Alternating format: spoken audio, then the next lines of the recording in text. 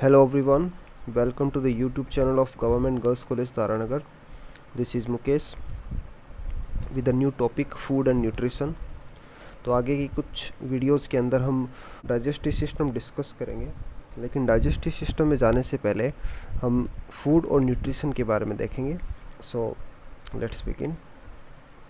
Food, what is food? Food क्या है? तो फूड कोई भी ऐसा खाद्य पदार्थ, कोई भी ऐसा एडिबल मटेरियल जो बॉडी की ग्रोथ, रिपेयर और मेंटेनेंस को सपोर्ट करता है, उसे हम फूड बोलते हैं.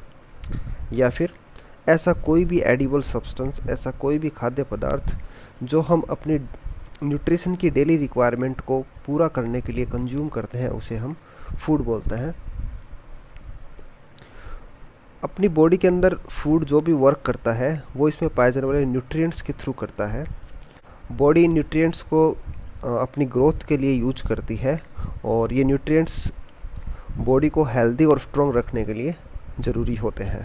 अपनी बॉडी में जितने भी न्यूट्रिएंट्स की आवश्यकता होती है वो फूड के द्वारा उसकी पूर्ति की जाती है. अब दूसरा जो टर्म है वो है न्यूट्रिशन. न्यूट्रिशन क्या है?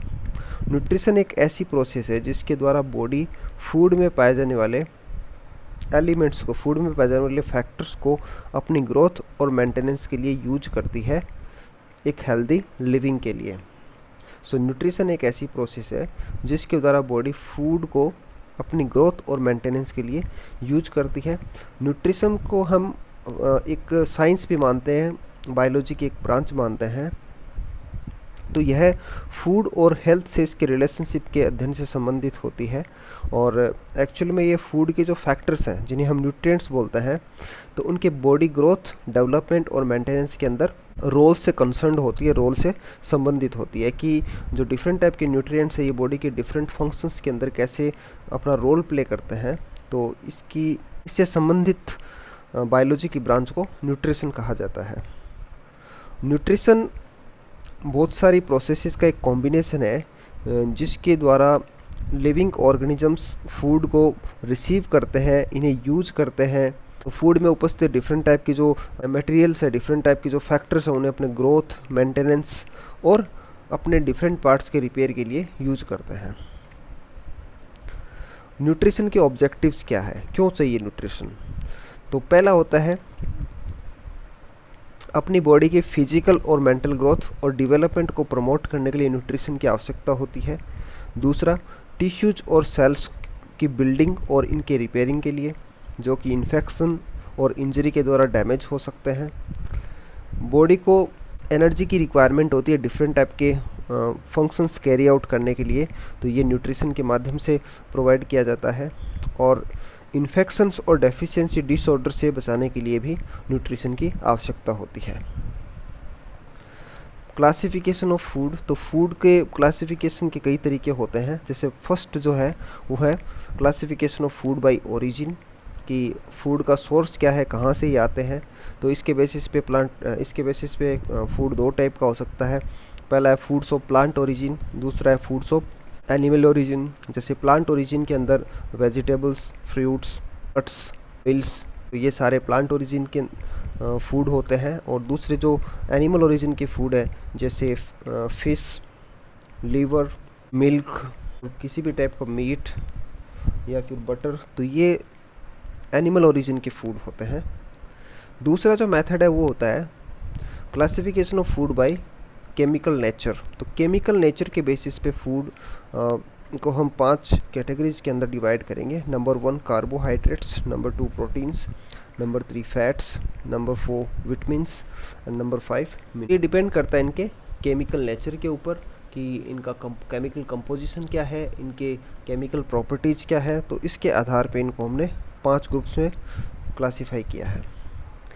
इसके बाद फूड का क्लासिफिकेशन हम करते हैं इनके प्रेडोमिनेंट फंक्शंस के बेसिस पे. जैसे कुछ फूड्स एनर्जी सप्लाइंग फूड होते हैं, जैसे सीरियल्स, अनाज, शुगर. कुछ फूड एनर्जी सप्लाइंग फूड होते हैं, जैसे सीरियल्स या अनाज, sugars, roots, tubers, fats and oils. तो ये सारे के सारे फूड एनर्जी सप्लाई करने का काम करते हैं. इस टाइप से कुछ फूड जैसे milk, meat, poultry, eggs, fish, pulses या दालें एंड ग्राउंड नट्स, मूंगफली। तो ये बॉडी बिल्डिंग फूड होते हैं, ये बॉडी को बिल्ड करने के लिए, मसल्स का ग्रो करने के लिए काम आते हैं, इस वजह से इन्हें बॉडी बिल्डिंग फूड कहा जाता है। कुछ फूड्स जैसे कि वेजिटेबल्स, फ्रूट्स और मिल्क, इनके अंदर ऐसे फैक्टर्स, ऐसे सब्सटेंस होते हैं जो बॉडी की रिपेयरिंग और मेंटेनेंस के लिए नेसेसरी होते हैं। बाई सोर्स के आधार पे फूड को कई पार्ट्स में डिवाइड किया गया है, जैसे सीरियल्स एंड मिलेट्स, लेग्यूम्स जिसके अंदर बेसिकली पल्सेज या दालें आती हैं, ग्रीन वेजिटेबल्स, इसके अलावा fruits, meat, fish, eggs and milk, fats and oils, nuts and oil seeds, sugar and jaggery गुड़ को बोलते हैं। इसके अलावा कॉन्डिमेंट्स एंड स्पाइसेज, जितने भी मसाले हैं। और इसके अलावा अगर कोई दूसरी जो कैटेगरी इसके अंदर अनलिस्टेड नहीं है तो उसको हम अदर्स के अंदर लेंगे। न्यूट्रिएंट्स क्या है? न्यूट्रिएंट्स एक्चुअल में ऑर्गेनिक और इनऑर्गेनिक कॉम्प्लेक्स होते हैं जो फूड के अंदर पाए जाते हैं, और ये एक्चुअल में बॉडी के लिए एसेंशियल केमिकल सब्सटेंस होते हैं, रासायनिक पदार्थ होते हैं जिनको फूड के माध्यम से प्राप्त किया जाता है, और ये बॉडी को एनर्जी प्रोवाइड करते हैं, बॉडी की ग्रोथ में हेल्प करते हैं, और नॉर्मल डेवलपमेंट और टिश्यूज़ के रिपेयर के लिए इनकी आवश्यकता होती है। फूड के द्वारा लगभग 50 डिफरेंट टाइप के न्यूट्रिएंट्स सप्लाई किए जाते हैं, और प्रत्येक न्यूट्रिएंट का एक स्पेसिफिक फंक्शन होता है। अधिकांश फूड्स के अंदर एक से ज़्यादा न्यूट्रिएंट प्रेजेंट होते हैं। न्यूट्रिएंट को हम दो पार्ट्स में डिवाइड करते हैं, मैक्रोन्यूट्रिएंट्स एंड माइक्रोन्यूट्रिएंट्स। मैक्रोन्यूट्रिएंट्स ऐसे न्यूट्रिएंट्स होते हैं जिनकी आवश्यकता बॉडी को ज़्यादा मात्रा में होती है। इसके अंदर 3 न्यूट्रिएंट्स आते हैं, प्रोटीन, फैट और कार्बोहाइड्रेट। इन्हें प्रॉक्सिमेट प्रिंसिपल्स कहा जाता है क्योंकि ये फूड का अधिकांश भाग या मेन बल्क बनाते हैं। और अगर हम बॉडी के टोटल एनर्जी रिक्वायरमेंट की बात करें, टोटल एनर्जी इनटेक की बात करें, तो कार्बोहाइड्रेट्स 60 to 80% एनर्जी प्रोवाइड करता है, फैट्स 10 to 30% और प्रोटीन्स 7 to 15% एनर्जी प्रोवाइड करते हैं। माइक्रोन्यूट्रिएंट्स बॉडी को थोड़ी क्वांटिटी में चाहिए, बॉडी को इसकी अल्प मात्रा की ही रिक्वायरमेंट होती है, जैसे कि विटामिन्स और मिनरल्स माइक्रोन्यूट्रिएंट्स होते हैं। और न्यूट्रिएंट्स है, मैक्रोन्यूट्रिएंट्स हो या माइक्रोन्यूट्रिएंट्स, बॉडी को न्यूट्रिएंट्स की कितनी रिक्वायरमेंट होती है, कितनी क्वांटिटी चाहिए, ये पर्सन की age, sex, weight, physical activity और हेल्थ स्टेटस के ऊपर डिपेंड करता है। तो पहला अपना न्यूट्रिएंट है कार्बोहाइड्रेट। तो हम यहाँ पे इन न्यूट्रिएंट्स की बायोकेमिस्ट्री डिस्कस नहीं करेंगे, न्यूट्रिशन से जो रिलेटेड इश्यूज़ हैं, जो न्यूट्रिशन से रिलेटेड जो फैक्ट्स हैं वो यहाँ पे डिस्कस करेंगे। तो यह फूड का मेजर कंपोनेंट होता है और एनर्जी का मुख्य सोर्स होता है। इसका 1 ग्राम 4 किलो कैलोरी की समथिंग एनर्जी प्रोवाइड करता है। एक बैलेंस्ड डाइट के अंदर कार्बोहाइड्रेट 50 to 60% ईच प्रोवाइड करता है, और जब बॉडी में इनकी मात्रा एक्सेस में होती है, बहुत ज़्यादा मात्रा प्रेजेंट होती है, तो इनको बॉडी फैट के अंदर कन्वर्ट कर दिया जाता है। फंक्शंस, तो इनका प्राइमरी फंक्शन होता है एनर्जी प्रोडक्शन। इस फैट के ऑक्सीडेशन में भी यूज़फुल होते हैं, और इनकी वजह से कुछ यूज़फुल बैक्टीरिया अपनी बॉडी में ग्रो कर पाते हैं, और useful bacteria vitamin B complex का सिंथेसिस भी करते हैं। इसके अलावा मिनरल्स का एब्जॉर्प्शन और कॉन्स्टिपेशन का प्रिवेंशन, ये इनके कुछ मुख्य फंक्शन होते हैं। सोर्स स्टार्च, तो स्टार्च का सोर्स होता है cereals, roots and tubers. Sugar, तो शुगर का सोर्स है वाइट शुगर, हनी और ग्लूकोज। सेल्यूलोज, तो सेल्यूलोज एक्चुअल में इनडाइजेस्टिबल होता है। सेल्यूलोज को डाइजेस्ट करने के लिए सेल्यूलोज एंजाइम की रिक्वायरमेंट होती है जो अपनी बॉडी के अंदर नहीं पाया जाता है, और यह डाइटरी फाइबर्स में अपना कंट्रीब्यूशन देता है।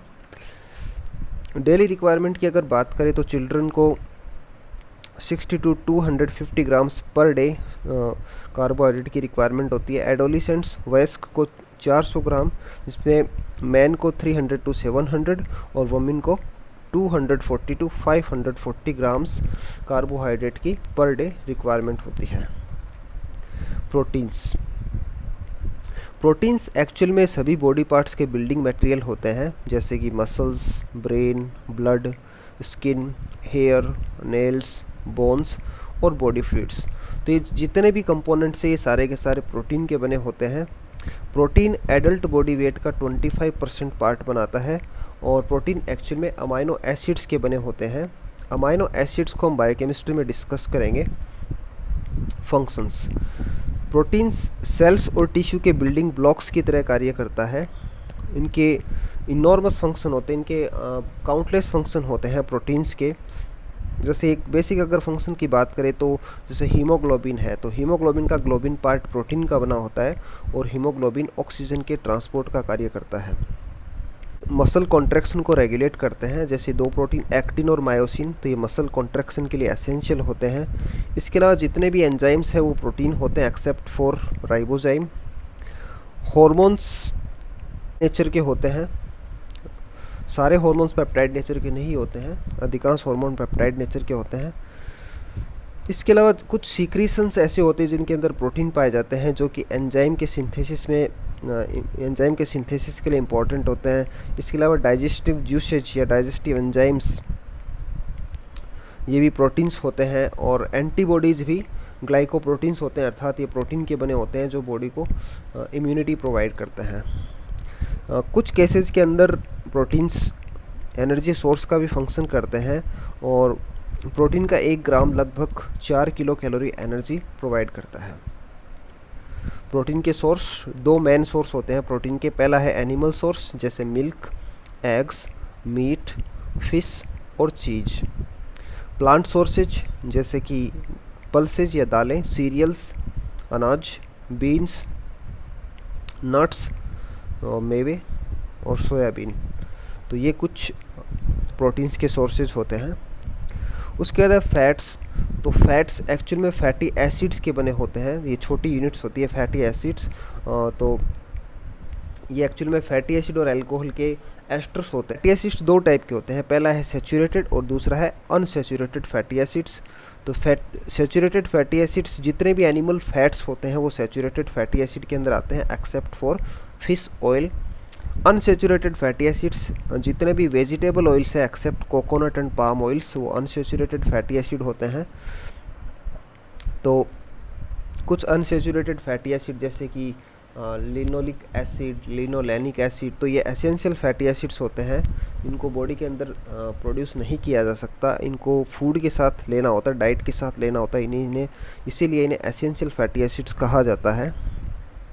सैचुरेटेड फैटी एसिड्स बॉडी के लिए डेंजरस होते हैं क्योंकि ये बॉडी में ब्लड कोलेस्ट्रॉल लेवल को बढ़ा देते हैं, अर्थात ये कोलेस्टेरोजेनिक होते हैं। फंक्शंस, फैट्स एनर्जी प्रोवाइड करने का काम करते हैं और 1 ग्राम फैट लगभग 9 किलो कैलोरीज एनर्जी प्रोवाइड करता है। फैटी एसिड्स बॉडी की ग्रोथ और मेंटेनेंस के लिए एसेंशियल होते हैं, स्पेशली जो इंटीग्रिटी ऑफ स्किन है इसके लिए ये बहुत इंपॉर्टेंट होते हैं। ये अपनी बॉडी टेम्परेचर को मेंटेन करते हैं। तो बॉडी के अंदर जो एडिपोज टिश्यू पाया जाता है ये हीट जनरेट करने का काम करता है। फैट कई ऑर्गन्स जैसे कि हार्ट, किडनीज, इंटेस्टाइन सपोर्ट करने का काम भी करता है। सोर्सेज, तो एनिमल सोर्सेज के अंदर घी, बटर और fat of meat, fish oil. Vegetable sources के अंदर groundnut oil, ginger oil, mustard oil, cotton seed and nut oil और कोकोनट ऑयल। तो ये वेजिटेबल सोर्स होते हैं फैट के। डेली रिक्वायरमेंट की बात करें तो मैन को 20 to 60 gram per day fat की रिक्वायरमेंट होती है और वुमेन को 20 to 40 ग्राम फैट की रिक्वायरमेंट होती है। फैट्स एंड डिजीजेस, तो फैट के ओवर कंजप्शन से कुछ डिजीज़ होती हैं। तो सबसे कॉमन डिजीज़ है ओबेसिटी, मोटापा।